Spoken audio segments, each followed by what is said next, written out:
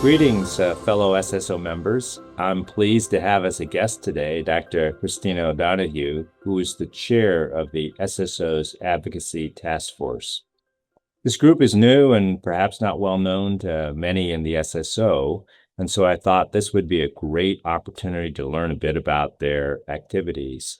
So, Dr. O'Donoghue, perhaps we can start with you telling us a bit about yourself and how you developed an interest in advocacy and what made you get involved in advocacy. Sure. Thank you so much for having me on. My first job out of college was working in Washington, D.C. in health policy before I went to med school and worked on different issues such as health insurance and access to care.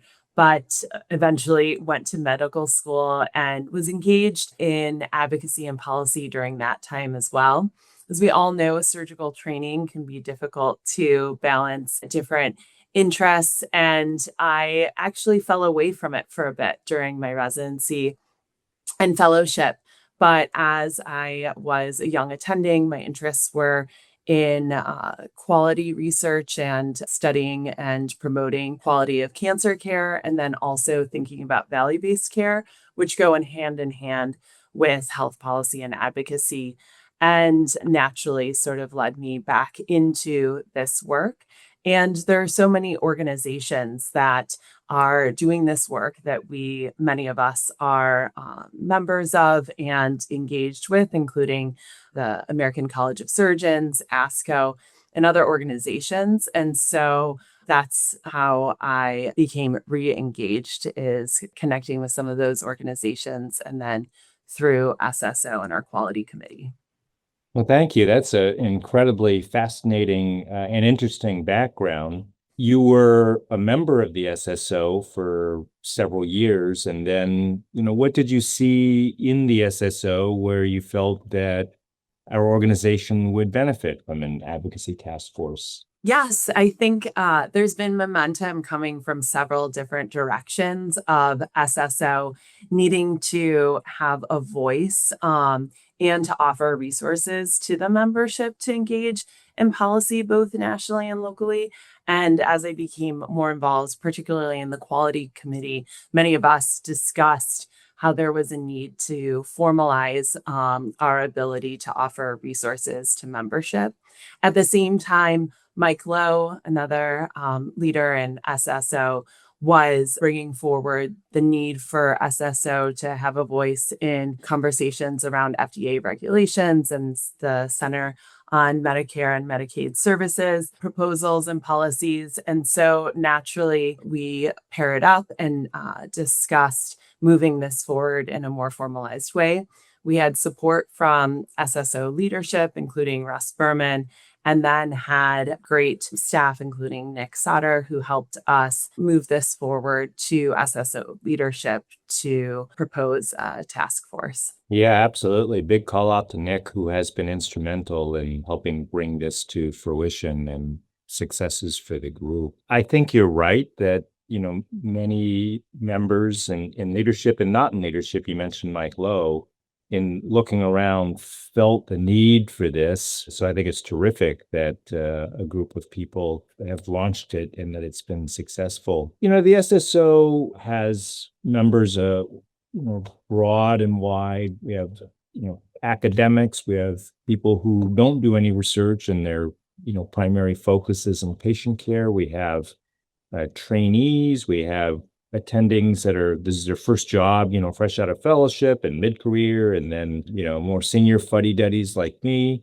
And so how does advocacy help surgical oncologists throughout the different stages of their career? Again, we'll say like first job out of fellowship, mid-level, or senior. Yes. So what's been really fun as we've initiated this task force is engaging and getting to know the different members who are already very engaged in health policy and advocacy, that are anywhere from medical students to more senior surgical oncologists. And so, as you know, many are already working on these issues. So that has been great in the task force that we've been able to call on our membership at various stages of their careers. And that's where also thinking about, as you bring up the many different backgrounds of our membership, we want to be very inclusive. And the mission of the task force is to have a voice for all of our different members in different pillars that are important to us. These pillars include access for patients to cancer treatments, advancing cancer research, professional sustainability, advocacy, and reimbursement issues, advancing quality and value of cancer care, and then promoting education for surgical oncologists.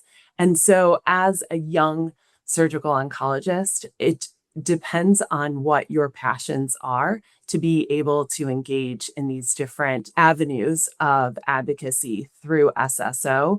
And then a main goal of ours is also to partner with other well-established organizations such as ACS, ASCO, and AACR to enable our memberships to also move forward in those organizations in advocating. So there's many different ways and there's many different issues that are important to our surgical oncology members. And so we want to essentially be able to offer our members resources, education, and avenues to move their interests forward. Yeah, that's really interesting. All of those things that you mentioned, you're absolutely right. I totally agree that every surgical oncologist across all those types that we just mentioned would have great interest in these areas.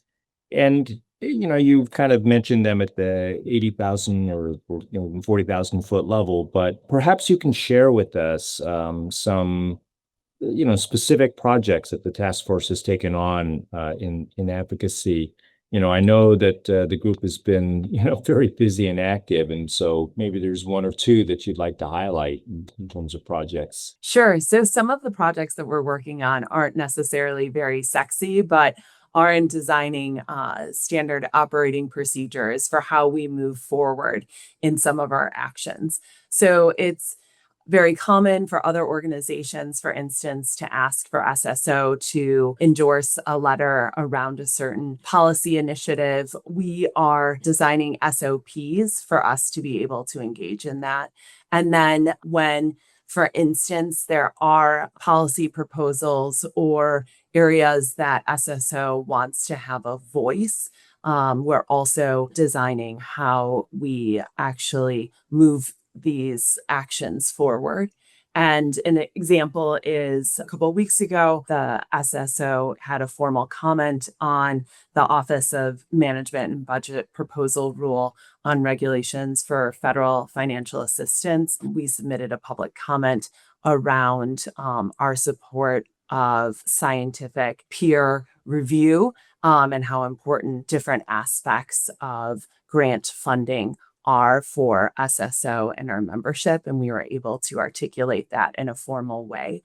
And so that's one of the main steps the task force is coming together, is to be able to officially voice SSO's opinion on some of these policies. Another project that we have is prior to the SSO annual meeting, we are putting together an advocacy summit to be able to bring together our members that are interested in policy and advocacy, and then also offer some training.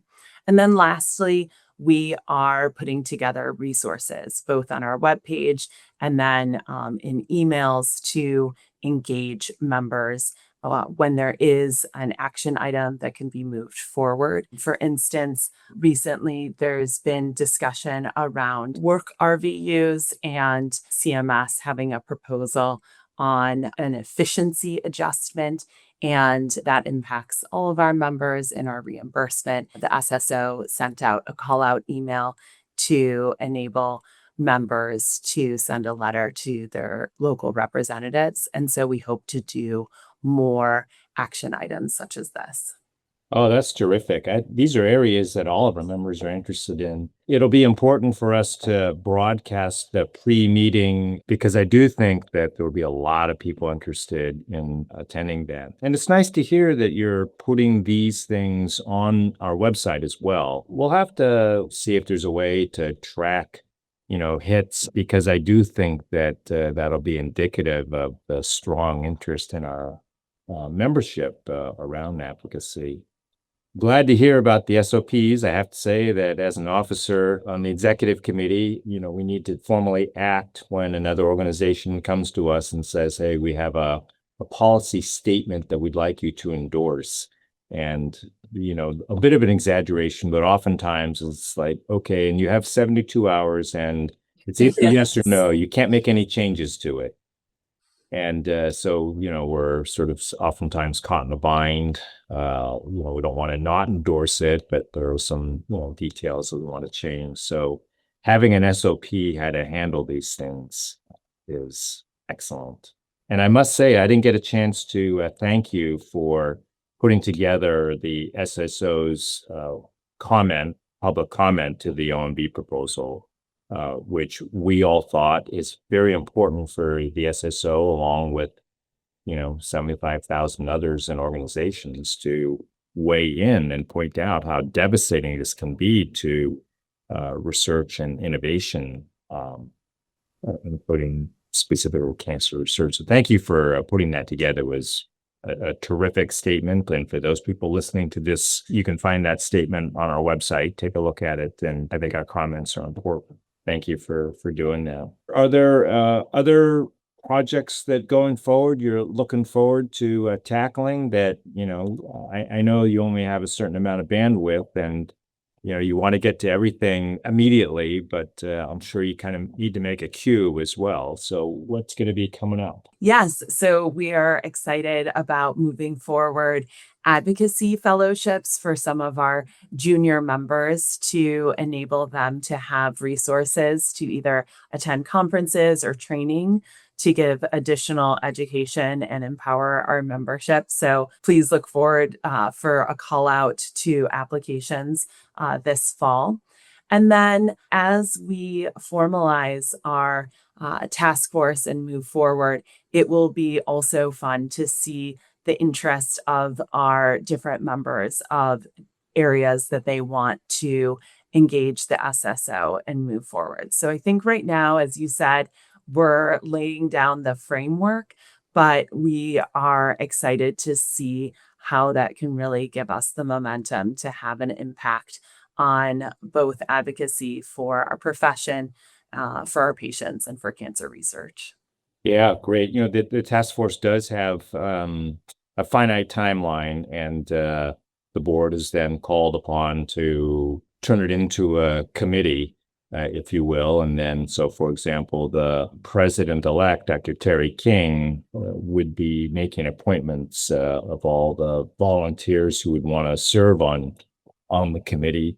And my guess is that there would be a lot of volunteers who, want to work on this committee. So that's outstanding. Dr. O'Donoghue, thank you very much for giving us your thoughts on what's going on now and what's going on in the future with the Advocacy Task Force. Thank you so much. And thank you for the support of SSO leadership around these issues.